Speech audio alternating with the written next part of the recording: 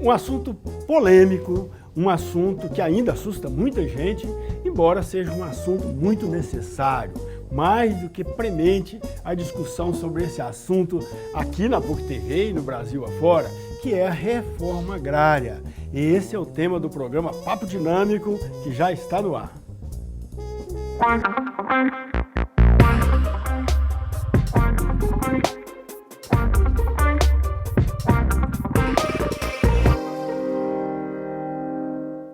Olá, gente boa, muito boa noite. Estamos iniciando o Papo Dinâmico na PUC TV Goiás, toda terça-feira, 9h30 da noite. E também lá no YouTube, no canal do programa Papo Dinâmico, no canal da PUC TV Goiás e nas redes sociais, no perfil do programa Papo Dinâmico, no Instagram, no Twitter e no Facebook. Hoje nós vamos falar de reforma agrária, as questões agrárias e, em especial, a reforma agrária no Brasil, que eu não sei se está existindo mais, né? Mas vamos debater esse assunto aqui com o líder aí, dirigente do MST, Valdir Wisnerovits. Valdir, obrigado pela presença, boa noite, seja bem-vindo aqui ao Papo Dinâmico. Boa noite, professor Daniel, boa noite a todos que acompanham esse quadro. E da nossa parte é uma alegria, um prazer muito grande poder estar aqui, debater esse assunto tão importante, tão necessário e tão atual. Como é que é ser líder do MST? É uma pessoa muito querida na sociedade?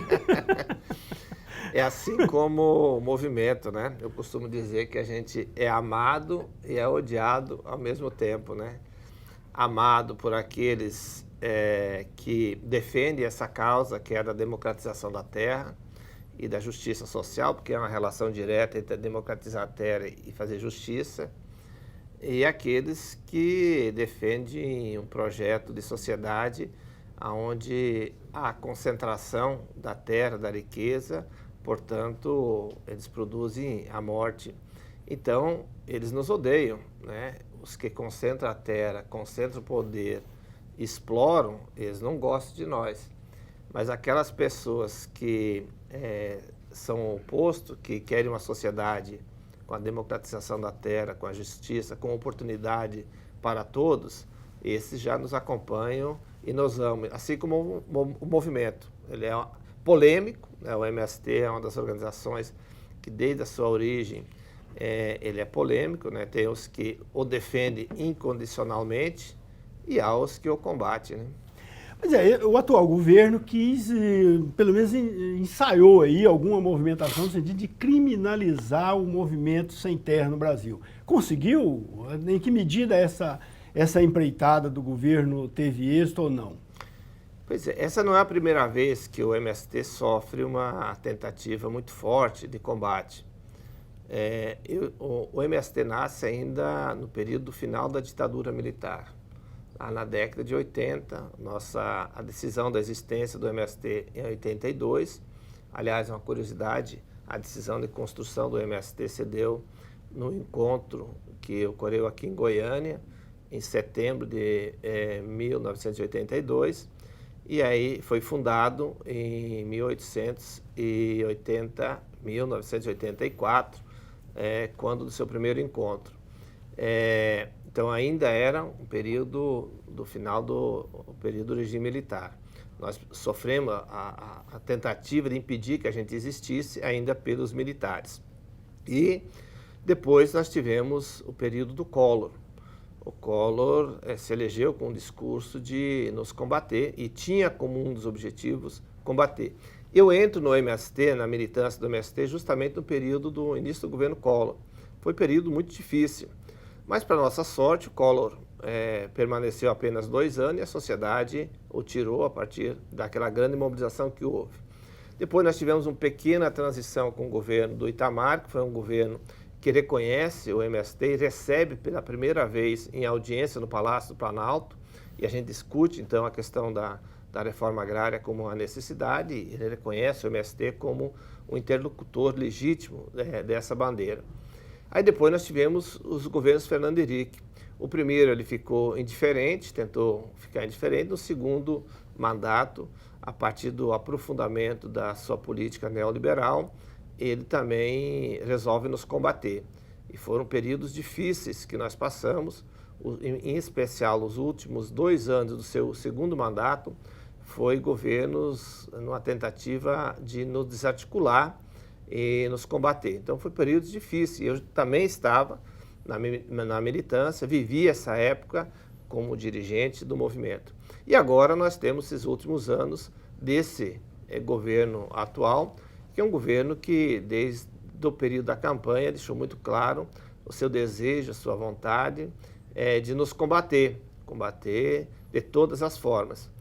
E nós estamos aí, continuamos firmes. Mas a relação com os governos petistas, do Lula e da Dilma, foi uma relação, parece que também teve conflito, claro, teve dissonâncias ali, né? Não foi um governo muito, que vocês tiveram uma relação muito pacífica também. Porque teve ocupações, teve um monte de ações. É importante porque o movimento é um movimento autônomo, né? Então nós não dependemos de governo, nós temos autonomia na forma de nos conduzir. Os governos anteriores que eu te falei, o governo Collor e Fernando Henrique, eles tinham o objetivo de nos combater. Com o governo Lula e Dilma, nós tínhamos divergências, que é diferente, né? Divergência. Mas veja, mesmo o Collor, ele criou assentamento. Se olhar nas estatísticas, o Collor, mesmo tentando nos combater mais, porque a reforma agrária, né, ela é um direito constitucional. Então, ela também interessa a grandes proprietários, porque tem grandes proprietários que não conseguem vender a terra de jeito nenhum. Ele acaba dando um jeitinho de vender para o MST, não? Não é esse conchavo entre movimento e alguns latifundiários para criar uma situação para vender a terra por meio de desapropriação? Não, veja só, aí nós temos que entrar num outro debate, que é a compreensão do que é a política de assentamento da reforma agrária, que é uma política pública, portanto, de responsabilidade do Estado, a partir do que determina a lei. Nós tivemos uma primeira lei de reforma agrária no Brasil, que foi o Estatuto da Terra, né, de 1964, curiosamente editada pelos militares. Veja, os militares deram golpe para impedir a reforma agrária, mas como tinha um movimento forte anterior em prol da reforma agrária, criou-se uma lei, inclusive muito importante, que é o Estatuto da Terra, que cria, então, um conjunto de normativas de como e regras, o chamado arcabouço jurídico, que vai determinar o que é terra produtiva, o que é terra improdutiva, o que pode e o que não pode ser destinado para a reforma agrária. Aqui em Goiás, não sei se você já soube, porque você está em Goiás, 18 ou 19 anos, então antes do golpe militar de 64, tinha um governo aqui que chamava Mauro Borges. Certo. Ele implantou um projeto de reforma agrária chamado Projeto Rio Formoso. Você tem conhecimento desse projeto? Veja, se nós voltar um pouquinho antes, nós vamos ver que o governo Getúlio Vargas também fez um processo de distribuição de terra. Não podemos ainda caracterizar como reforma agrária, mas foi as chamadas colônias agrícolas, foram várias colônias. A vinda de estrangeiros para cá, como italianos, que aqui inclusive em Goiás se estabeleceram italianos, Nova Veneza, poloneses, alemães, isso é uma espécie de reforma agrária, porque foram dadas terras, né, glebas de terra para esses colonos que vieram de outros países também.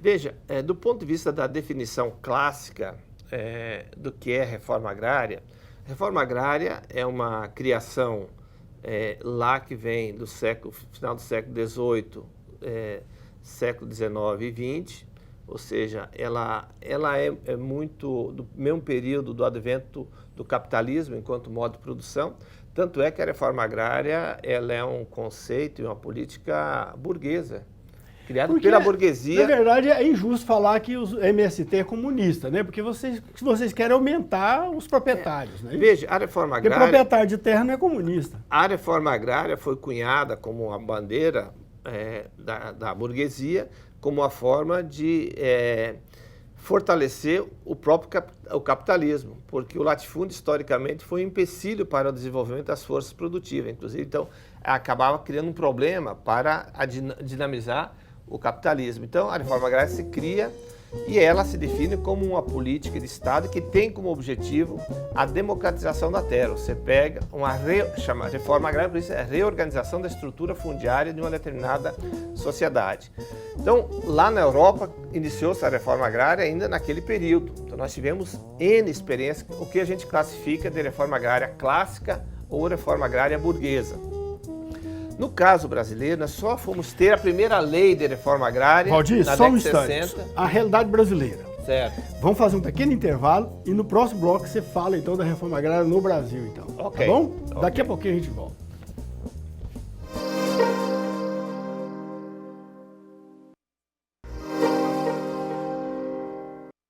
De volta com o Papo Dinâmico na PUC TV Goiás. Hoje nós estamos falando de reforma agrária.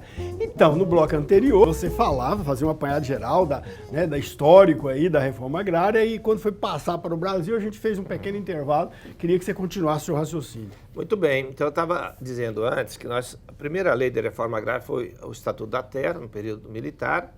Depois, os militares criaram a lei, mas proibiram, não fizeram e proibiram, inclusive, falar da reforma agrária.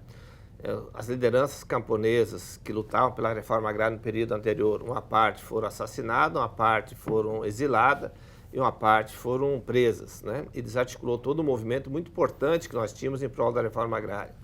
Aí, toda a luta pela redemocratização do país, que gerou a nova Constituição de 88 e esse tema novamente foi reafirmado. Então, a reforma agrária, ela é uma conquista, digamos, da sociedade brasileira e ela é um direito constitucional para os trabalhadores. E de cunho, você falava burguês.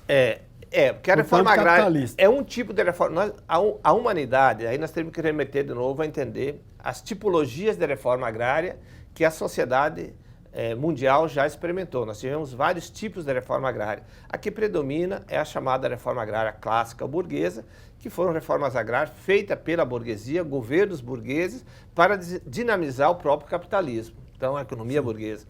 Mas nós tivemos experiências de reforma agrária socialistas também, em vários lugares. Mas predomina... Uma reforma socialista é uma reforma que os assentados não adquirem o direito de propriedade. A diferença é que quando há uma reforma agrária socialista, como houve algumas, a terra ela é estatal, pertence ao Estado, à sociedade, e o Estado concede aos camponeses. Então não é este o modelo que se implanta no Brasil? No Brasil nós não tivemos nenhum tipo de reforma agrária, esse que é o problema. Nenhum? Nenhum, o Brasil não viveu nenhum. Mas não teve tantos assentamentos? Você mesmo disse que durante o governo Collor teve um? Então, mas aí é que está. Reforma agrária é diferente que assentamento.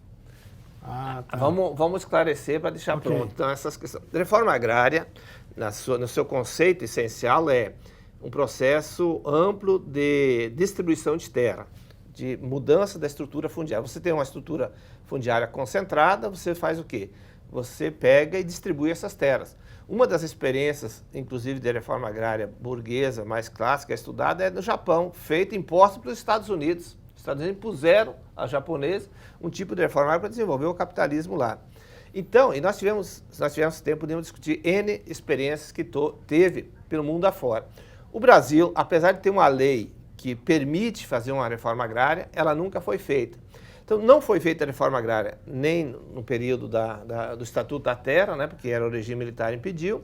A Constituição brasileira reafirmou, apesar de sofrer alterações do ponto de vista do arcabouço jurídico, mas manteve a questão do princípio da função social da terra, ou seja, toda grande propriedade que não cumprir a sua função social deve ser destinada para fazer assentamentos de reforma agrária.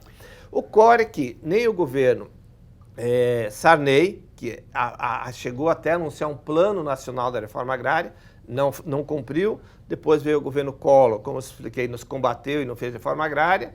Depois nós tivemos o governo Fernando Henrique, que fez vários assentamentos, mas não fez reforma agrária. E nem o governo Lula e Dilma fizeram reforma agrária. O que houve? Houve políticas pontuais de assentamento. E essas políticas pontuais de assentamento só existiram porque foram iniciativa dos trabalhadores sem terra que, de forma organizada, pressionavam e obrigavam o governo, então, desapropriar uma área aqui, adquirir outra ali, fazer políticas pontuais. Mas isso não é reforma agrária. Isso são políticas pontuais. Reforma agrária significa reorganizar a estrutura fundiária. E o Brasil, desde 1850, quando criou-se a primeira lei de terra, que privatizou a terra no Brasil, que até então era monopólio da coroa portuguesa, não fez nenhum processo de democratização da terra. Mesmo os assentamentos saindo, mas se você olhar os índices, olhar a estrutura fundiária brasileira, historicamente ela foi concentrando. Ela nunca teve um processo de desconcentração. pasme, Há mesmo muitos latifúndios ainda no Brasil? muitos. O que então você o pessoal chama, acaba... o que o MST chama de latifúndio? Um terreno a partir de quantos hectares ou alqueires é um latifúndio? O latifúndio vem do latim, é um termo latim que significa grande área, grande extensão. Grande área. Só que aí você tem que medir o que é grande aqui no Brasil, na França pode não ser grande. Sim, mas nós falamos do Brasil, No caso do Brasil. Segundo a Constituição brasileira e as normativas que estabelecem isso, um latifúndio é considerado uma grande área a partir de 16 modos fiscais. Então tem uma regra, né, uma normatização. Acima de 16 modos, de 15 modos fiscais, é considerada uma grande propriedade e ela é passiva de ser desapropriada. E o que é um modo fiscal? Aí ela varia, ela varia de região para região. Tá. Então tem essa outra. Então o IBGE faz uma classificação por região. Então depende, os critérios que são, tem um conjunto de critérios que são estabelecidos. Quer dizer, áreas quanto mais próximas de um grande centro, tipo aqui de Goiânia, o modo fiscal é menor. Conforme vai se distanciando mais, ela vai ser um modo fiscal maior. Então é por região. Muita gente, até ignorante... Mas de qualquer forma é o seguinte, uma área, tem uma ignorância proposital, uma confusão ideológica é dada para afastar pessoas que poderiam ser defensores da reforma agrária, tornar contra, Isso. com medo de perder. Exato, porque então, tem um monte de gente o cara que tem 5 hectares de terra, que se haver uma reforma agrária no Brasil, ele seria acrescentado com mais 5, 6, 10, para chegar no mínimo modo fiscal, e ele é contra com medo que vai perder. A reforma agrária, ela não atinge o pequeno e o médio proprietário, ele pega o grande proprietário e aquele que não cumpre com a função social. Então não há risco, por exemplo, isso é a confusão proposital para fazer com que muita gente se afaste, né, e passe a combater uma coisa que ele mesmo seria beneficiado se houvesse um sujeito que tem uma fazenda de 100 alqueires, ele está correndo risco de ter ocupação da terra dele? Não, 100 alqueires, no caso aqui do Brasil, aqui de Goiás, 100 alqueires é 400, 400. Não chega, é considerado uma média propriedade. Uma média propriedade, não é nem uma grande propriedade. Nem a grande. E também se ela for produtiva, corre risco de ser desapropriada? A lei determina, segundo as normativas, a área que não produz... Que não cumpre a sua função social. Ela tem que ter o mínimo 80% da sua capacidade produtiva. Se ela tem capacidade para produzir, ela tem capacidade de produzir 100. Se ela estiver produzindo 80 ou 79, 79 já ela é passiva a ser desapropriada. Se ela estiver com 80, 81, 82, ela não está passiva. 70% da área produtiva. A capacidade de produção. A área produtiva é descontada as áreas de preservação, de reserva e tudo. Considerando que o índice que mede a produtividade é da década de 70. Vocês imaginem que de 1970 até hoje, o quanto que nós evoluímos. Se tiver um boi por alqueire, é área produtiva. Mas tu imagina de 70 para cá, o quanto evoluiu as condições técnicas de tecnologia e a produtividade por área aumentou. Mas ainda o que vale é os índices da década de 70. E vocês acreditam que ainda tem latifúndio, mesmo com tudo isso? Tem latifúndios improdutivos e muitos aqui no Goiás, no Brasil. Se nós fôssemos mexer nas propriedades acima de 1.000 hectares que são improdutivas, seria suficiente para resolver o problema da reforma agrária, de distribuição de terra para todo mundo. Ou seja, o Brasil tem essa vantagem, que é um país com abundância de terra, né? O grande problema é que ela é concentrada. 1% dos proprietários controlam 50% das propriedades das terras no Brasil. Então, o problema da concentração é um absurdo. Pois é, mas muita gente alega que nem utiliza ela. Sim. Se eu olhar quantos empresários, artista, né, jogador de futebol, político, né, está cheio de latifúndio. Ou seja, a terra passa a ser uma forma de eles aplicar, eles ganham dinheiro em outro segmento, em outra atividade, aí com uma forma de garantia ele faz o quê? Ele se apropria de um bem da natureza, um bem natural que é a terra, que devia estar a serviço de atender aos interesses da sociedade. E depois vira problema, que a gente vê aí a jogador de futebol que ganhou a Copa do Mundo está endividado porque tem um monte de propriedades e as propriedades são tudo custo para ele, sem fazer renda sem falar que em muitos casos se beneficia, usa a propriedade da terra para poder se beneficiar de subsídio, de financiamento, de pagar imposto mais barato, enfim. Outros usam para fazer lavagem de dinheiro, enfim.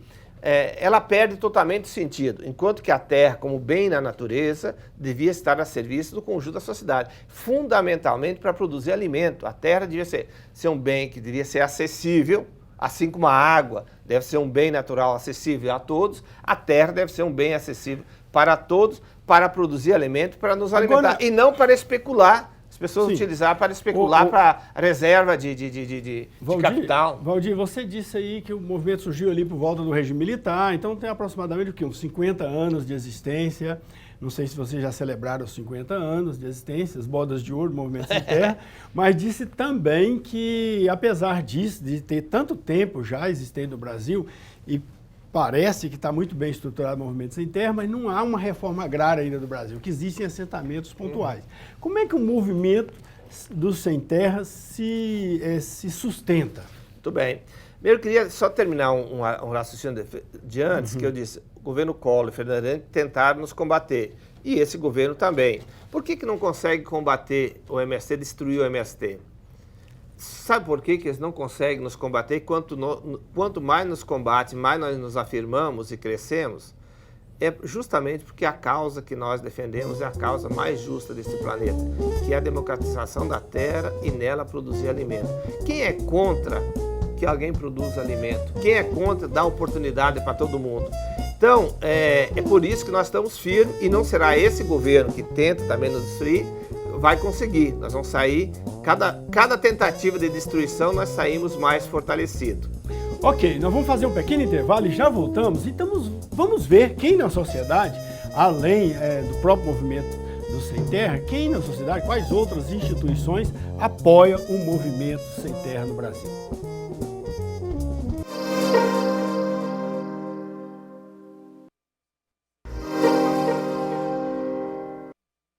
De volta com o Papo Dinâmico na PUC TV Goiás. Hoje nós estamos falando de reforma agrária com o Valdir Misnerovics. É isso, né? Falei certo, né? Esse nome é polonês, né? É polonês com russo. Russo? É. Meu Deus do céu.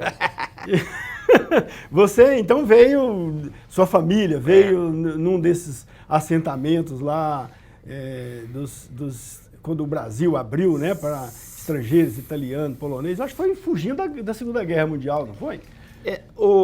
Aí nós precisaríamos... A Europa entrou numa crise, rapidamente, porque nós temos a gente teria que remeter a questão do período histórico da Europa, mas no final do século XIX, século XX, a grande crise na Europa, a burguesia de lá, os ricos lá, resolveram, de uma forma distensionar... Teve uma novela da Globo, para facilitar para o nosso telespectador, acho que era Coisa Nostra. Costa Nossa. Costa Nossa, qualquer coisa assim. Que conta essa história dos italianos, especificamente. Mas o mesmo ocorreu aí com poloneses. O processo de expulsão dos camponeses europeus pobres que foram mandados para as Américas. E, no caso da nossa família, acabou indo parar no Rio Grande do Sul. No fundo, quando eles embarcavam no navio, não sabiam nem desembarcar. E acabaram desembarcando no Rio Grande do Sul. E lá a gente se instalou. Então, eu sou dessa origem, camponês, pobre, migrante, que foi expulso da Europa para distensionar lá e aqui tentar a sorte na agricultura. Pois é, eu fiquei sabendo que você foi ministro de Eucaristia, é isso? Eu sou de uma comunidade camponesa, de uma tradição cristã, na minha família católica, e eu prestei serviço desde aos 16 anos de idade, nessa procura de servir... Você foi coroinha também? Não cheguei a ser. Eu era amigo do padre, mas não cheguei a ser coroinha. Cheguei até a ensaiar ir para o seminário, mas depois acabei não indo e trilhei outros caminhos, optei a vida por entrar na luta pela terra, com o objetivo de dar um sentido para a minha vida, que é justamente por essa causa que eu acho tão importante para a nossa sociedade. Mas antes disso, eu experimentei a militância na igreja, bebi na fonte da igreja a teologia da libertação, né, que é aquele período muito importante. Você atuou, então, nas SEBs, chamadas Comunidades Eclesiais de Base. Sou dessa origem, bebi nessa fonte, então, exatamente. Você deve ser amigo do Frei Beto. Muito amigo deles, do Dom Tomás. O Dom Tomás morreu nos meus braços, né? Eu estava com ele no dia da sua partida. Então, eu venho dessa origem, mas também tive uma passagem pelo movimento sindical rural também, cheguei a trabalhar no sindicato de trabalhadores rurais lá do nosso município, e também tive contato com o Partido dos Trabalhadores, cheguei a ser filiado na década de 80 no PT lá na região. Então, eu fui Qual região você fala? Do lado do sul aqui? Norte, região norte do Rio Grande do Sul. Ah, sim. Eu fui do período que a gente chamava 4 em 1. Eu fui militante da igreja, do sindicato, do partido e do movimento da luta pela terra, né? Militante 4 em 1. E depois eu fiz a opção, então, de fazer a militância no MST, na luta pela democratização da terra. Onde o MST é mais forte no Brasil? Em qual estado? É difícil classificar. Nós temos, assim, uma forma de classificação em três estratos, né? Mas o sul do Brasil é uma das regiões fortes, no Nordeste nós temos várias regiões fortes, depois nós temos predominantemente, sim, que a gente classifica como médio, né? Onde o movimento tem uma participação média, mas o sul e o Nordeste são as regiões que nós temos em termos de quantidade, de número de famílias assentadas e acampadas, elas predominam. Uhum. Entendi. Em relação a pergunta, né, que deixamos no ar no bloco anterior, sobre quais instituições no Brasil ou no mundo apoiam o MST, que dá apoio. A imprensa dá apoio ou a imprensa oficial, a imprensa da grande mídia pega no pé? Eu lembro uma vez que eu assinava a Veja e achava que a Veja defendia vocês. Defendia nós bem longe, né? Toda semana tinha um artigo favorável ao MST. Pois é, nós somos muito combatidos pela imprensa, a grande imprensa oficial, porque tem uma situação, porque é o seguinte, tem uma razão de ser. A comunicação no Brasil é muito concentrada, né? 7 famílias controlam 80% das comunicações, das grandes meios de comunicação. E todas elas têm uma relação muito forte com a terra, né? São proprietários. As famílias donos dos meios de comunicação são também famílias que são donos de muita terra. Então, e o Ministério sempre Público? nos combater. O Ministério Público ele é parceiro, tem defendido os interesses de vocês, os direitos de vocês? No cravo e outra na ferradura, né? Como é que você diz? Tem as situações que eles têm a atuação favorável. Quando tem uma ação de desapropriação de terra, geralmente o Ministério Público endossa a desapropriação ou defende a manutenção da ocupação? Tu tem situações diferentes, porque é engraçado que a lei ela permite múltiplas interpretações. Então o indivíduo lá, muitas vezes, faz uma interpretação até subjetiva da lei. E em alguns casos defende, em situações muito similares, você tem pareceres onde eles defendem o interesse pelo acesso à terra aos trabalhadores e as outras defendem o interesse da manutenção da estrutura fundiária. Então você tem situações diferentes em relação ao Ministério Público, mas no geral eu diria que hoje, por incrível que pareça, o nosso grande trincheira de resguardo hoje é o Poder Judiciário, inclusive incluindo o Ministério Público. Porque o governo executivo que está aí então, quando se combate, né? O Poder Judiciário tem uma sensibilidade maior aos direitos dos trabalhadores rurais.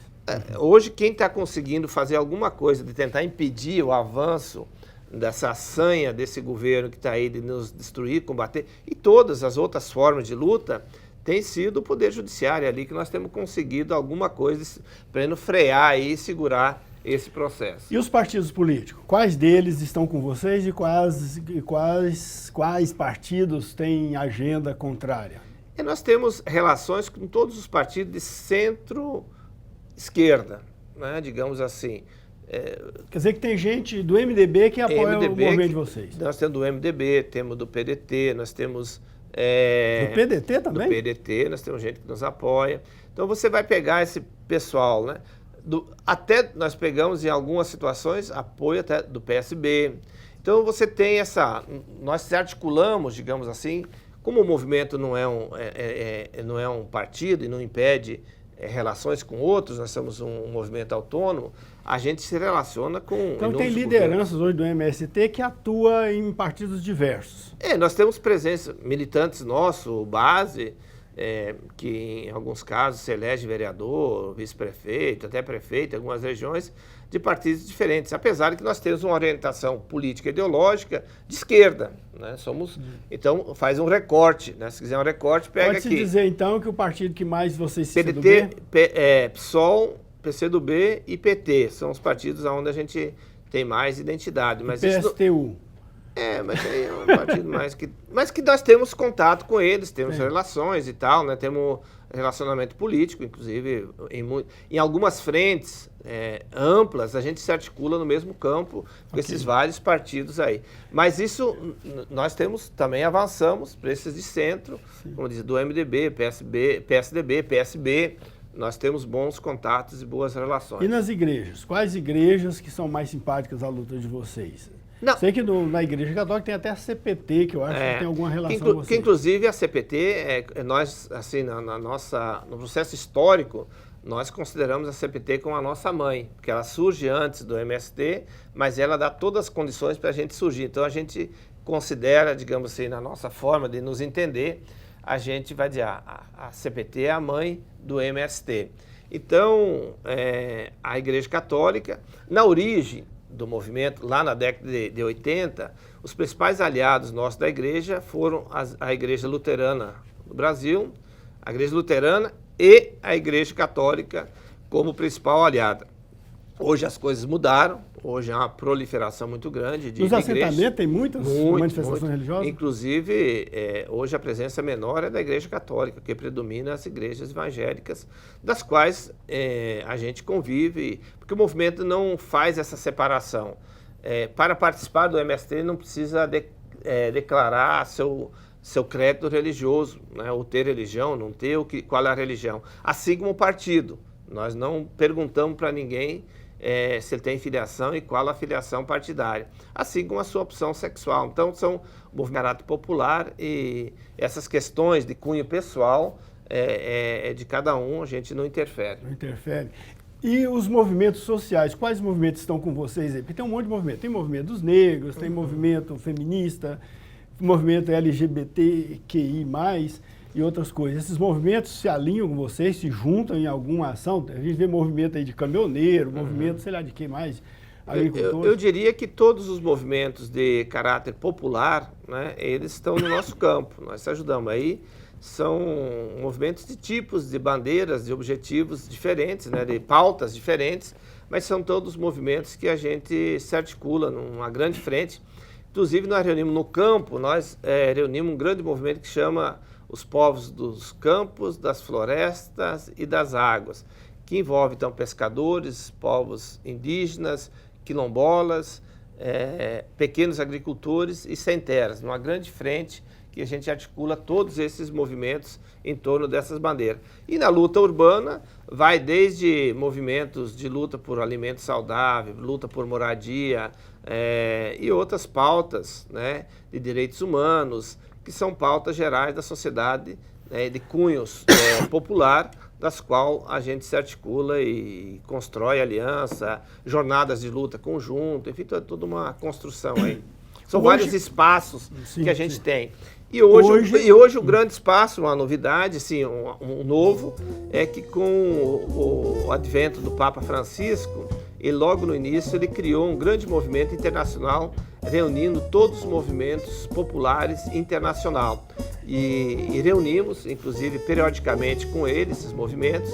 E então é uma articulação internacional dos movimentos populares que é articulado pelo Papa Francisco, desde ele assumir o papado, que ele vem construindo uma agenda de encontro e de debate dos temas conjuntamente com os movimentos sociais populares internacional, e o MST tem assento nesse espaço de debate. Ok, daqui a pouquinho a gente volta, nós vamos ver aqui, o Valdir, né, compõe, faz parte de um assentamento, vamos ver como é que é essa vida dele lá no assentamento e quais os planos dele para daqui para frente. Daqui a pouquinho a gente volta. A HM.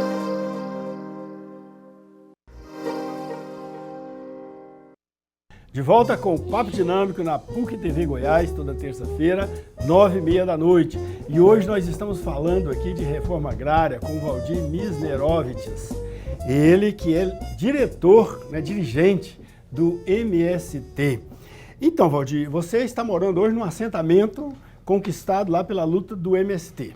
Exatamente. Hoje eu vivo num assentamento chamado Assentamento Canudos, que teve o início da luta em 97 e conquistou o assentamento depois de 5 ocupações. A gente conquistou um dos maiores latifúndios do estado de Goiás, uma área de 12.700 hectares, e hoje lá vivem aproximadamente 350 famílias assentadas, preservando 52% da área como mata, como reserva. Acho que é um assentamento que tem a maior preservação de área. E eu vivo lá num pequeno quinhão de 10 hectares, aonde eu desenvolvo há 2 anos e meio um projeto de agroecologia, produção de alimento com o uso da agrofloresta, né? O consórcio de floresta e agricultura. Um belíssimo projeto. A gente produz em torno de 400, 500 quilos de alimento todas as semanas, é colhido, entregue num projeto que a gente tem, que é chamada CSA Quinto Artigo, que é um grupo de consumidores que viabiliza aquele projeto. Um belo projeto que vale a pena conhecer. Eu estou lá hoje desenvolvendo essa combinação. A produção dessas famílias todas é escoada de que modo? Não, a nossa unidade lá onde eu trabalho, somos em 2, que é um projeto de agroecologia, né, com esse baseado... Ah, tá. A política de distribuição, ela não é comunitária, não? Não, lá cada um tem a sua parcela, né, e todas elas são tocadas em regime familiar, então... Cada situação é uma situação. Tem em casa que tem uma parcela. A agricultura familiar, então. A família familiar. Ela é gerida pela própria família, claro, sem empregados. Cada um tem a sua unidade, né, a sua parcela, e desenvolve lá num regime familiar. Com a família, tem casos que tem mais gente, tem outros casos que tem menos gente. Aqueles que produzem um pouco mais, pode vender para quem quiser. Eles têm autonomia, claro. Muita gente, a produção de lá vendida no local, tem gente que produz soja, tem gente que produz leite. Um latifúndio de 12 mil hectares produzindo soja daria para exportar caminhões de soja para a China. Pois é, o problema é que ia para a China, né? E os goianos, né? E o piqui, e o frango, e a gueroba, e a mandioca, e o arroz que nós temos que produzir. Que é essa diferença, né? Que a agricultura pequena, ela atende à necessidade da população local, enquanto que a produção em grande escala, ela atende aos interesses do internacional, do mercado, né? Esse é o grande problema. Então, a reforma... Porque 300 famílias produzindo também vai produzir produto de todo tipo, claro, não é só um tipo, só não é só soja. Para você ter uma ideia, na minha unidade, na nossa unidade, eu desenvolvo o projeto de agroecologia, nós estamos fazendo um inventário lá das espécies que tem lá, ainda não concluímos, já chegamos em 82 variedades de produtos que tem lá produzido, e todos... Nunca usamos uma gota de veneno, nada ável. Então, isso demonstra, se fosse monocultura, seria uma cultura só, ou seja, só soja. Assim, lá a gente produz uma diversidade de alimentos. Essa é a questão da agricultura, essa é a questão da reforma agrária e da agricultura familiar camponesa. A reforma agrária, ela não é uma necessidade do MST apenas ou do Sem Terra, é a necessidade da sociedade. Porque se nós não tiver a democratização da terra, nós vamos ter o que comer. Porque o grande produz para exportar. Vai todo mundo comer soja, algodão, algodão, milho e alguma coisa assim. Então, nós precisamos, a pauta de exportação do agronegócio é 4, 5 itens, que nós não consumimos. E nós precisamos de uma agricultura diversificada e produzida de forma saudável para poder nos alimentar com alimento que vai ajudar a alimentar nosso corpo e trazer benefício. Se a gente produzir, industrializar, consumir os industrializados, né, ultra industrializados, ou alimentos produzidos à base de um pacote agroquímico, as consequências vai ser o câncer, a doença, todas que é causada por esses insumos que são utilizados na produção. Por isso nós defendemos uma reforma agrária com democratização da terra e produção de alimentos saudáveis e cuidado da biodiversidade. Plantar árvore. O MST está com a meta de plantar 100 milhões de mudas de árvore em 10 anos. Em 2 anos desse programa, nós já atingimos 2 milhões e meio de mudas plantadas. Então, nós todos estamos chamados a plantar árvore, porque plantar árvore, produzir alimentos saudáveis, é semear a esperança. Não temos outro caminho. Tá, agora, como é que o MST está vendo, por exemplo, em Goiás, as pré-candidaturas ao governo de Goiás? Nós já temos aí o Ronaldo Caiado, que é candidato, temos da parte do PT o Volmir Amado, é pré-candidato, tem o Sar Mendanha, Vitor Hugo e não sei mais quem. Como é que você vê essas pré-candidaturas aí em relação sobre a ótica do Movimento Sem Terra? Cada candidatura dessa tem sua natureza e sua representação, né? O Caiado, por exemplo, é um inimigo histórico do MST, da luta pela reforma agrária. Quando nós criamos o MST, ele criou a UDR para nos combater. Foi o grande responsável por tanta violência cometida no campo, né? Então, nós estamos em campos opostos, né? Não há dúvida nenhuma. E os outros, Vitor Hugo representa esse governo federal que está aí, ou seja... Que quer criminalizar o MST. Que não tem nada a ver com aquilo que nós defendemos como concepções. Os outros não temos contato, mas nós estamos na torcida, no trabalho, no empenho para viabilizar a candidatura do Volmir Amado. Eu estou, inclusive, na condição de pré-candidato a deputado federal na chapa, né, com o Volmir Amado, e estamos rodando o Estado para discutir os problemas e soluções para esse Estado. Então, nós estamos irmandados com ele nessa caminhada em prol de debater um projeto que tem essa natureza do povo, preocupado com os problemas do povo goiano e não dos grandes negócios, das grandes corporações que estão preocupados só em ganhar dinheiro. Agora, como deputado federal, claro, você vai atuaria em Brasília, caso venha a ser candidato e ser eleito, você atuaria em Brasília e, através de Brasília, obviamente poderia atuar numa agenda do MST. Mas Goiás, o que um governo de Goiás poderia fazer em benefício do movimento MST? Não há dúvida nenhuma que um governo do Estado tem um papel fundamental. Você tem as grandes políticas nacionais, por isso nós temos que combinar governo federal e governo estadual. Tu tem as grandes políticas diretrizes que são estabelecidas pelo governo central, mas o Estado é o espaço de materialização dessas políticas. Assim como os municípios têm um papel importante. Então nós temos que ter uma relação entre governo federal, governo estadual e município para que as grandes políticas possam chegar lá na ponta por esse caminho. Então é muito importante ter um governo que tenha esse compromisso, que tenha esse olhar e que possa, inclusive, desenvolver políticas. Porque também cabe ao governo do Estado desenvolver ações no sentido de fortalecer a agricultura familiar, camponesa, a política de alimento saudável, a preservação e o cuidado com a natureza, o combate à fome. Como é que vamos combater a fome se não produzir comida? Nós temos que produzir comida. A reforma agrária poderia, inclusive, diminuir a violência na cidade, na medida que diminuiria o êxodo rural? Não tem dúvida. Se nós tivermos feito a reforma agrária nesse país, a pena que nós temos pouco tempo para debater, mas eu gostaria de voltar uma hora para a gente voltar a discutir... É o maior espaço que o MST tem no Brasil, viu? Nós muito obrigado. Para discutir as oportunidades históricas que nós perdemos de fazer uma reforma agrária. E a década de 60 foi uma oportunidade muito importante que nós perdemos. Se nós tivéssemos feito a reforma agrária naquele período e não ter implementado o modelo na base da chamada Revolução Verde, que é a modernização conservadora, conceitualmente falando, nós não teríamos esses problemas na cidade, nós não teríamos as cadeias superlotadas, porque nós teríamos o povo no campo. A solução que tem, gente, é uma parte da população ir para o campo, produzir comida, ter um lugar para morar e viver.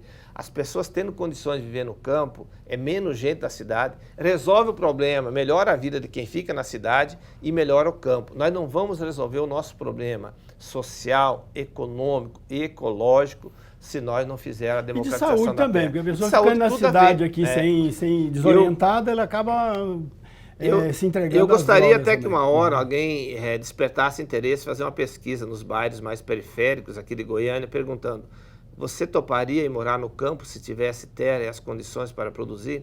Para a gente ter uma ideia de quantas pessoas nós encontraríamos. Não haveria terra para tanta gente. Não, tem. Terra não é problema no Brasil, tem muito.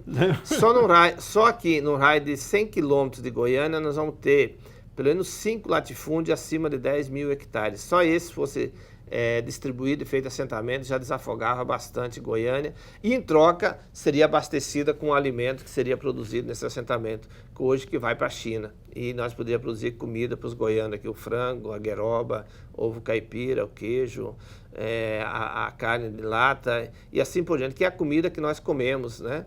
O piqui, eu sou plantador do piqui, sou um gaúcho que já plantei lá 200 pés de piqui, minha meta é chegar a 500 pés de piqui.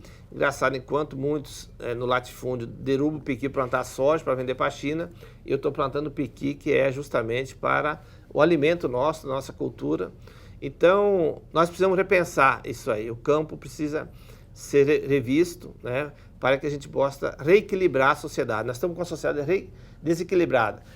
Muita gente concentrada, nessa é uma concentração demográfica, e aí tem os casos de transporte, de violência, de falta de tudo na cidade, e temos um campo vazio. Nós precisamos voltar a equilibrar. E aí, necessariamente, a reforma agrária é o caminho. Então, a reforma agrária não é uma necessidade nossa apenas, é uma necessidade da sociedade brasileira. E eu sou muito otimista que nós haveremos ainda de resolver esse problema para o bem de todos e todas. Como é que o MST atua nos assentamentos? Porque tem várias frentes, né? Quais são essas frentes do MST e como é que eles atuam? A parte do assentamento, uma vez consolidada, nós buscamos desenvolver formas de cooperação, né?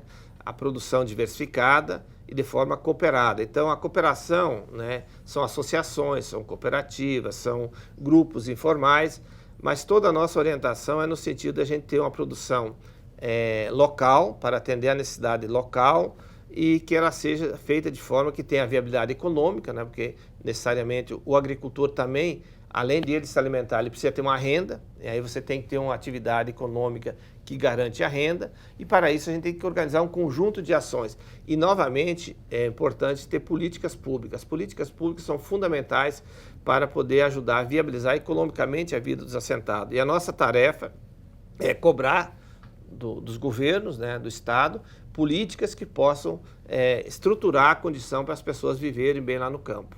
Se as pessoas viverem lá no campo, tiver renda, tiver casa, tiver acesso à educação, tiver acesso à internet, comunicação no geral, né, tiver acesso à saúde, ele não tem por que ele vir para a cidade. Ele vai ficar lá e vai cumprir essa tarefa de produzir alimento e de cuidar da natureza, porque o agricultor, se tiver uma fonte de água, ele cuida, porque ele precisa da fonte de água. Se tiver uma mata, uma árvore, ele cuida, porque ele precisa da árvore para sombra, para lenha. Enquanto que a monocultura não, se tiver uma fonte de água lá, um banhado, como a gente chama, eles para plantar soja, eles vão lá, ateram tudo, derrubam tudo, porque tem que ser cultura única. O camponês não, ele precisa do pé de fruta, ele diversifica a produção porque é uma necessidade dele.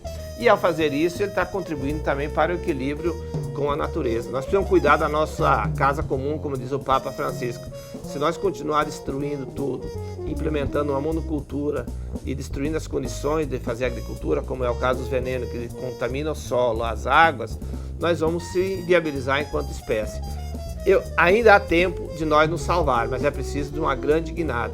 E nós queremos ser parceiro nessa caminhada aí para a gente mudar o rumo e criar as condições para todos poderem viver bem. A nossa vantagem é que o Brasil, Goiás, tem as condições para isso. Basta ter políticas estruturantes para isso.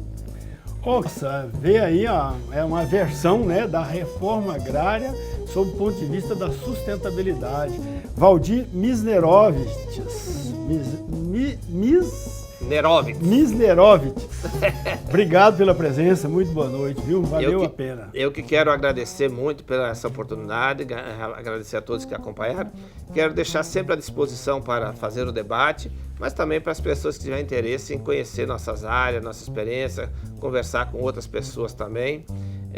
Conhecer também o nosso projeto lá de agroecologia que nós estamos desenvolvendo e outras, sempre à disposição para fazer esse debate. Eu tenho certeza que se a gente debater mais, nós vamos desconstruir certas imagens sobre o movimento e construir uma imagem mais positiva e uma imagem propositiva, inclusive, de interesse de todos nós. Ok, então, mais uma vez, muito obrigado. E para você que sempre nos acompanha, que nos acompanhou, um grande abraço. Obrigado, boa noite, até a próxima.